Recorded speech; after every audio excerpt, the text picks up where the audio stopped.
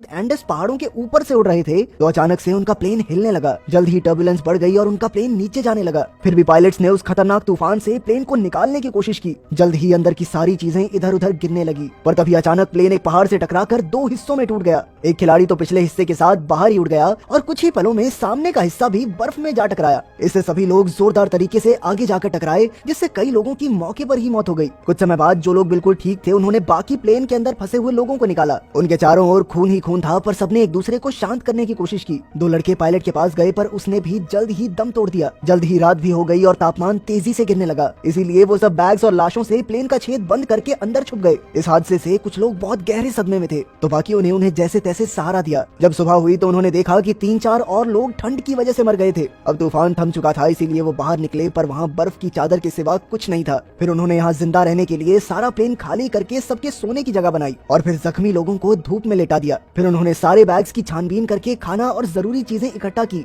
इसके बाद सारी लाशों को बाहर इकट्ठा करके उन्हें बर्फ से ढक दिया गया ताकि वो सड़े ना। पहले ही दिन उनमें से 11 लोग मारे जा चुके थे और एक लड़का तो बेचारा हवा में ही उड़ गया था। सब कुछ संभाल कर वो कुछ खाने बैठे, पर वो जानते थे कि यही खाना उन्हें न जाने कितने दिनों तक चलाना होगा। तभी अचानक उनके ऊपर से एक प्लेन उड़ा तो वो सब मदद के लिए चिल्लाने लगे, पर इसका कोई फायदा नहीं हुआ। खैर, दूसरी रात को वो लोग ज्यादा से ज्यादा कपड़े पहनकर प्लेन के छेद को बैग से ढककर सो गए। फिर तीसरे दिन आखिरकार नैंडो नाम के एक लड़के को होश आ गया और बाकियों ने उसे इस हादसे के बारे में बताया। उसकी हालत बेहद खराब थी, पर फिर भी वो रेंगता हुआ अपनी बहन के पास गया। जब नैंडो ने अपनी माँ के बारे में पूछा तो बताया गया कि उनकी तो मौत हो चुकी है। बाद में उन्होंने बर्फ को पिघलाकर पानी बनाया, साथ ही उन्होंने जमीन पर बैग से एक्स बना दिया ताकि जो भी उसे देखे समझ जाए कि उन्हें मदद की जरूरत है। बाद में एक और प्लेन आया और उन्होंने खूब हाथ पैर मारे, लेकिन कोई फायदा नहीं हुआ। अगले दिन फिर से एक प्लेन आया, पर वो काफी दूर था, जिसका मतलब ये था कि सरकार को अभी पता नहीं है कि वो हैं कहाँ पे, और इसीलिए वो उन्हें अलग अलग इलाकों में ढूंढ रहे हैं। फिर उन्हें याद आया कि प्लेन के पिछले हिस्से के अंदर बैटरीज थी, शायद उनकी मदद से प्लेन का रेडियो सिस्टम चलाया जा सके, इसीलिए वो सब उस हिस्से को ढूंढना चाहते थे। जल्द ही उन्होंने कांच और लेदर से गॉगल्स बनाए और 4 लड़के पहाड़ की ओर निकल गए। जब वो थोड़ी दूर पहुंचे तो उन्होंने देखा कि क्रैश वाली जगह बर्फ की वजह से दिख ही नहीं रही थी और इसीलिए शायद उन्हें बचाने के लिए कोई नहीं पहुंच पाएगा। तभी वहाँ बर्फ खिसकने लगी और उन्होंने वापस लौटने का फैसला किया। इसी तरह दिन बीते और एक हफ्ते बाद सारा खाना खत्म हो गया। उस इलाके में कोई जानवर या पौधे नहीं थे, इसीलिए उन्होंने पत्थर पर जमी हुई काई को खाने की कोशिश की, लेकिन उसका स्वाद जहर से कम नहीं था। तब नैंडो ने भूख की वजह से कहा कि अगर उसे लाशों का मांस खाना पड़ा तो वो खा लेगा, और इस पर सभी लोगों के बीच बहस छिड़ गई। समय के साथ उनकी भूख इतनी बढ़ गई कि वो जूते के फीते और सिगरेट्स तक खाने लगे। फिर 8वें दिन नैंडो की बहन की मौत हो गई और कोको ने अपने माँ बाप के लिए एक खत लिखा। अगले कुछ दिनों तक वहाँ कई बर्फीले तूफान आए, मगर उन्होंने प्लेन में छिपकर अपनी जान बचाई। पर 21वें दिन तक कुछ लोग तो भूख के मारे पागल से होने लगे, तो आखिरकार बाकियों ने उन्हें लाशों का मांस खाने की इजाजत दे दी। फिर वो बाहर गए और कांच से मांस काटकर खाने लगे। ये देखकर कुछ और लोगों ने भी अपना मन बदल लिया। आखिरकार उनमें से सिर्फ 5 लोग ऐसे बचे जिन्होंने नरभक्षी बनने से बढ़िया मरना सही समझा। फिर अगले दिन उन्होंने लाशें दूर ले जाकर काटनी शुरू की, जिससे बाकियों को तकलीफ ना हो। कुछ समय बाद उन्हें बर्फ में एक सूटकेस मिला जिसमें एक रेडियो निकला। फिर उन्होंने जुगाड़ से एंटीना बनाया और रेडियो सुना, तो पता चला कि सरकार ने उन्हें ढूंढने के लिए 66 बार हवाई जहाजों को भेजा था, पर सभी उन्हें ढूंढने में नाकामयाब रहे। इसीलिए सरकार ने अब उन सबको मरा हुआ घोषित कर दिया था। ये सुनकर उन सबकी हिम्मत टूट गई और उन बाकी बचे हुए 4 लोगों को भी मांस खाना पड़ा, क्योंकि वो लोग जानते थे कि उन्हें बचाने के लिए अब कोई नहीं आने वाला। इसके बाद 3 लड़के फिर से प्लेन का पिछला हिस्सा ढूंढने के लिए निकले। पहले तो उन्हें काफी मलबा और 5 लाशें मिली, जिनमें वो लड़का भी था जो हवा में उड़ गया था। फिर वो आगे बढ़े, लेकिन बर्फ की फिसलन और बर्फीली हवाओं ने उनका सांस लेना तक मुश्किल कर दिया। रात को उन्होंने सोने की कोशिश की, मगर चारों ओर तूफान था। अगली सुबह जब वो उठे तो जिंदा थे, लेकिन एक को दिखना बंद हो गया और बाकी 2 काफी कमजोर हो गए। इसीलिए वो लोग मलबे में बैठकर नीचे आ गए। ऐसा खतरनाक मंजर देखकर उस आखिरी आदमी ने भी मांस खा लिया और रोते रोते सो गया। अब 17वें दिन तूफान को चलते 5 दिन हो गए थे। वो सब जहाज में बैठकर एक दूसरे को कहानियां सुना रहे थे कि अचानक जोरदार तूफान ने जहाज को बर्फ से ढक दिया।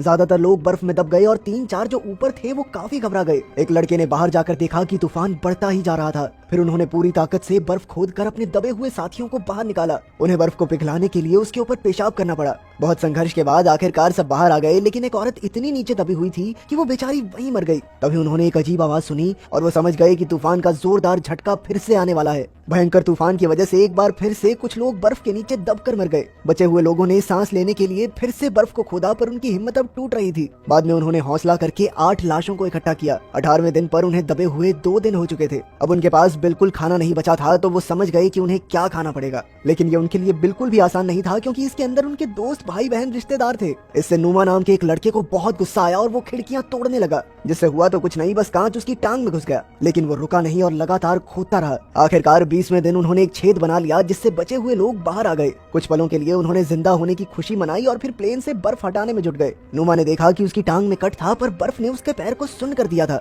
धीरे धीरे मौसम बदला और उन्होंने प्लेन को बाहर निकाल ही लिया। अब उन्होंने फिर से कुछ लोगों को मदद ढूंढने के लिए भेजने का सोचा, लेकिन अब भी पहाड़ की उन बर्फीली रातों का सामना करने का उनके पास कोई रास्ता नहीं था। आखिरकार उन्होंने कुछ दिन तक मौसम ठीक होने का इंतजार करने का फैसला किया। फिर 34वें दिन सूरज निकला, लेकिन जो लोग पहली बार पहाड़ पर गए थे वो अब तक बीमार थे। कोको के फेफड़ों में पानी भर गया था, लेकिन सीपीआर से भी कोई फर्क नहीं पड़ा और कुछ दिनों बाद वो भी चल बसा। बाद में उन सब ने मिलकर उसकी लाश बाहर निकाली और उसका लिखा हुआ लेटर संभाल कर रख लिया। 36वें दिन मौसम खुल गया, इसीलिए रॉबर्टो, नैंडो, टिंटिन और नुमा काफी सारे कपड़े पहनकर मदद की खोज में निकल पड़े। पर अचानक से नुमा बेहोश होकर गिर पड़ा और बाकियों ने देखा कि उसकी टांग का जख्म काफी गहरा हो गया था। उन्होंने नुमा को वापस ले जाने का फैसला किया, मगर नुमा ने कहा कि मैं खुद लौट जाऊंगा, तुम आगे बढ़ते रहो। नुमा बड़ी मुश्किल से वापस पहुंचा और वहां जाते जाते वो इतना थक चुका था कि पहुंचते ही बेहोश हो गया। जल्द ही मदद ढूंढने निकले 3 लोग एक बड़ी खबर के साथ लौटे। उन्हें प्लेन का पिछला हिस्सा मिल गया था और अपने बाकी साथियों की मदद से वो बहुत सारे साफ कपड़े, रम की बोतल्स, सिगरेट्स और चॉकलेट्स भी ले आए। उन्हें कुछ बैटरीज भी मिली जिसे प्लेन के रेडियो में डालकर उन्होंने कुछ सिग्नल भेजे, पर कोई जवाब नहीं आया। धीरे धीरे कुछ और दिन बीते, लेकिन कोई बाहर नहीं निकला क्योंकि बाहर की कड़ाके की ठंड से उनकी हड्डियां तक कांप गई थी। नुमा का जख्म भी उसके पूरे शरीर में फैल रहा था। प्लेन में मिला खाना काफी नहीं था, इसीलिए वो लाशों की हड्डियों पर लगे मांस को खाने लगे। अब तक उन बेचारों को इसकी आदत हो गई थी। नुमा जानता था कि उसके पास ज्यादा समय नहीं है, इसीलिए उसने खाना बंद कर दिया ताकि बाकी सब के लिए ज्यादा खाना बच सके। उन्होंने फिर से रेडियो जोड़ने की कोशिश की, मगर तारों में शॉर्ट सर्किट हो गया। फिर उन्होंने गुस्से में प्लेन पर सभी जिंदा लोगों का नाम लिखा और प्लेन के नए हिस्से में चीजें ढूंढने निकले। इस बार उन्हें वाटरप्रूफ कपड़ा मिला जिसे जोड़कर उन्होंने स्लीपिंग बैग बनाए। फिर उन्होंने छोटे रेडियो पर खबर सुनी कि क्रैश के 58 दिन बीत जाने के बाद भी अब एयरफोर्स उन्हें ढूंढने के लिए एक आखिरी प्लेन भेज रही है। तब कुछ लोगों ने कहा कि उन्हें यहीं इंतजार करना चाहिए और कुछ ने कहा कि भाई यहाँ पे घंटा नहीं दिखने वाला किसी को कुछ, तो उन्हें मदद मांगने के लिए ऊपर की तरफ जाना ही होगा। खैर बाद में उन्होंने पक्षियों की आवाजें निकालकर मन बहलाया और एक कैमरे से तस्वीरें खींची। उस रात नुमा ने एक गंभीर आवाज में कहा कि देखो दोस्तों, जब मैं मर जाऊं तो मुझे खा लेना। अगर तुम सब में से एक भी जिंदा बच गया तो मेरी मौत जाया नहीं जाएगी। उसके हाथ में एक कागज था जिस पर लिखा था कि दोस्तों के लिए जान कुर्बान करके वो अमर हो गया है।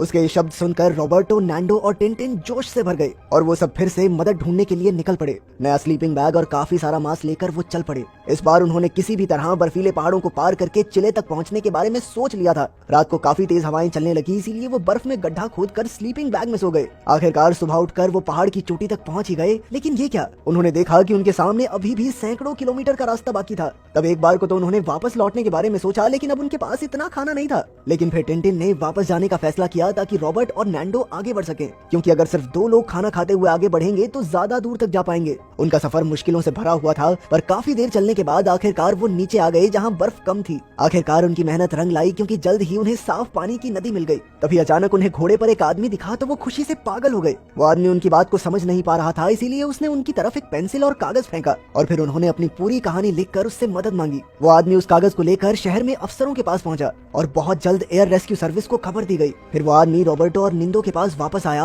और उन्हें अपने घर लाकर उन्हें भर पेट खाना खिलाया। कुछ ही घंटों में वो इलाका रिपोर्टर से भर गया, जिन्होंने उनसे तरह तरह के सवाल पूछे। जल्द ही पहाड़ पर फंसे हुए लोगों ने भी रेडियो पर ये खबर सुनी। जब उन्हें पता चला कि उनके लिए मदद भेजी जा रही है तो उन सब ने हाथ मुंह धोए और अपना सामान बांध लिया। आखिरकार हेलीकॉप्टर्स आए और वो रॉबर्टो और निंदो को साथ लेकर 71वें दिन फंसे हुए लोगों तक पहुंच ही गए। हेलीकॉप्टर्स को देखकर सभी पागलों की तरह खुशी से झूम उठे। बचे हुए सभी 16 लोगों को रेस्क्यू करके शहर वापस लाया गया, जहां उनके परिवार वाले बेसब्री से उनका इंतजार कर रहे थे। फिर उन्हें अस्पताल ले जाया गया, जहां हजारों लोगों ने उनका हीरोज की तरह स्वागत किया। डॉक्टर्स ने देखा कि सबके शरीर सूखकर कांटा हो गए थे। अंत में सबने नहाने में एक दूसरे की मदद की और फिर सबको अलग अलग बिस्तर दिए गए। लेकिन उस रात भी वो एक दूसरे से अलग नहीं सो सके, क्योंकि इस घटना के बाद से वो अभी तक